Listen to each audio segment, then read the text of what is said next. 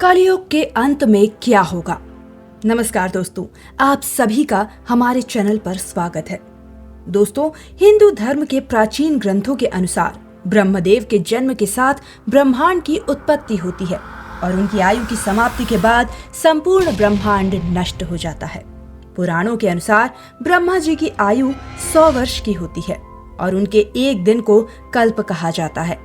ब्रह्मा जी के एक दिन में अर्थात एक कल्प में 14 मनवंतर होते हैं। एक मनवंतर में 71 महायुग और एक महायुग में 4 युग होते हैं। ये 4 युग हैं सतयुग, त्रेतायुग, द्वापर युग और कलयुग। हम आपको बताते हैं कि इन युगों का काल कितने वर्षों का होता है।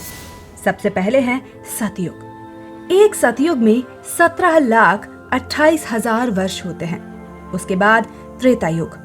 एक त्रेतायुग में 12,96,000 वर्ष होते हैं। उसके बाद आता है द्वापर युग। एक द्वापर युग में 8,64,000 वर्ष होते हैं और अंत में है कलयुग। एक कलयुग में 4,32,000 वर्ष होते हैं। दोस्तों, द्वापर युग को समाप्त हुए केवल 5,000 वर्ष बीत चुके हैं, यानी कि कलयुग को समाप्त होने के लिए अभी और 4,27,000 वर्ष का समय शेष है।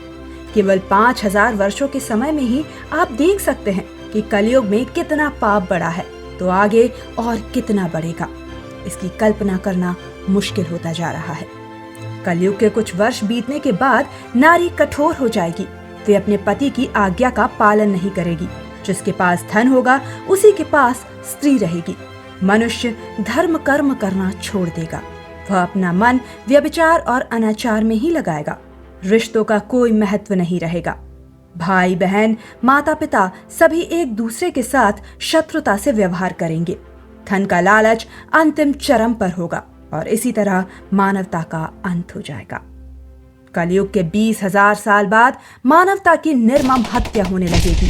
पैसे और सत्ता के लिए माँ बेटे तक एक दूसरे के विनाश का कारण बनने लगेंगे। सभी एक दूसरे के खून के प्यासे हो जाएंगे। आइए आपको बताते हैं कलयुग के अंत तक मनुष्य की आयु और लंबाई कितनी होगी। बताया जाता है कि कलयुग के अंत तक पाप उसके अंतिम चरण पर होगा। मनुष्य और भी ज्यादा निर्जीव दिखने लगेगा।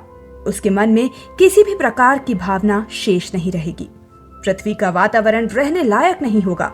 सृष्टि का संतुलन पूरी तरह से बिगड़ जाएगा और तभी भगवान विष्णु कल्कि अवतार लेंगे। प्राचीन ग्रंथों के अनुसार कलयुग के अंत तक मनुष्य की आयु घटकर कुछ ही वर्षों की रह जाएगी। मनुष्य 10-12 साल से अधिक नहीं जी पाएगा। वह छोटी उम्र में ही बूढ़ा दिखने लगेगा। कलयुग के अंत में मनुष्य अपने शरीर से कोई भी कार्य नहीं कर पाएगा। सूर्य की रोशनी न मिलने के कारण उसकी त्वचा का रंग सफेद होगा और वह मनुष्य कम प्रेत ज्यादा दिखने लगेगा। कलयुग के अंत में जमीन से अन्न उत्पन्न नहीं होगा और पेड़ों पर फल उगना भी बंद हो जाएंगे। नदियों का पानी सूख जाएगा और संपूर्ण धरती बंजर हो जाएगी। मनुष्य केवल मांस खाकर ही अपना पेट भरेगा। कलयुग के अंत तक पृथ्वी पर गाय नहीं रहेंगी। इसी कारण मनुष्य को गाय का दूध भी प्राप्त नहीं होगा और धीरे धीरे ये सभी चीजें निर्जीव हो जाएंगी और मनुष्य को अपनी भूख मिटाने के लिए कुछ भी शेष नहीं बचेगा। कलयुग के अंत में मनुष्य की लंबाई केवल 4 इंच ही रह जाएगी। स्त्री और पुरुष में भेद करना असंभव हो जाएगा।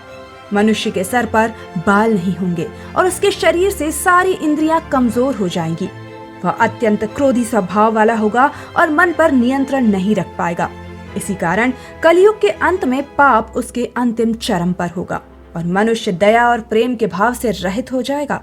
किसी पिशाच की तरह जीवन व्यतीत करेगा। कलयुग के आखिरी सालों में आकाश भयंकर रोशनी से भर जाएगा। पृथ्वी पर तापमान इतना बढ़ जाएगा कि पृथ्वी पर संपूर्ण जल सूख जाएगा और उसके बाद कई वर्षों तक मूसलाधार बारिश होगी और प्रलय में संपूर्ण सृष्टि समाप्त हो जाएगी। फिर ब्रह्मदेव पुनः सृष्टि का निर्माण करेंगे और फिर से सतयुग का प्रारंभ होगा। तो दोस्तों, कुछ इस तरह वर्णन किया गया है कलयुग का हमारे प्राचीन ग्रंथों में। ये जानकारी आपको कैसी लगी हमें कमेंट बॉक्स में जरूर बताएं। वीडियो पसंद आया हो तो एक लाइक जरूर करें और दोस्तों के साथ शेयर करना ना भूलें। धन्यवाद।